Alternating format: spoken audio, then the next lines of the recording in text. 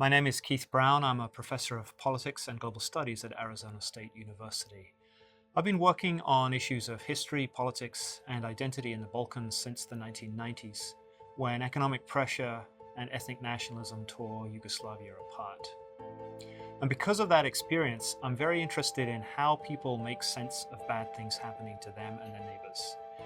In particular, I want to understand how narratives of grievance and blame are generated, how they redraw lines of community and trust, and the damage they do to our capacity for dialogue and critical thinking. So this playlist focuses on conspiracy theories, including discussions of the social, cultural, and political conditions in which conspiracy thinking thrives.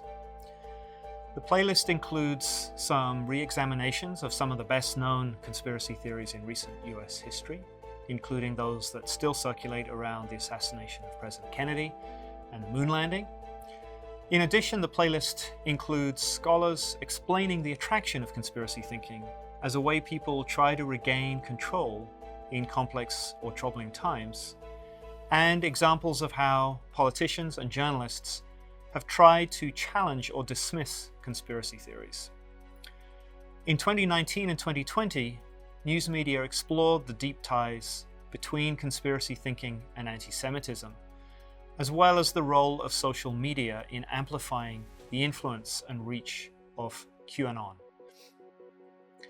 So I hope you'll come away from this channel understanding better what it is that is appealing about conspiracy theories, but also what is dangerous about them.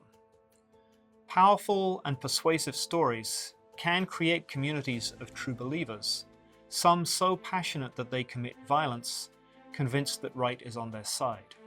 So in many of these videos, we can learn a lot about the emotions that conspiracy theories create from the tone and content of the comments. So after watching these videos and reading those comments, I'd suggest as an exercise that you pay attention to the conversations around you. How much do they emphasize fear, blame, secrecy, and oversimplification?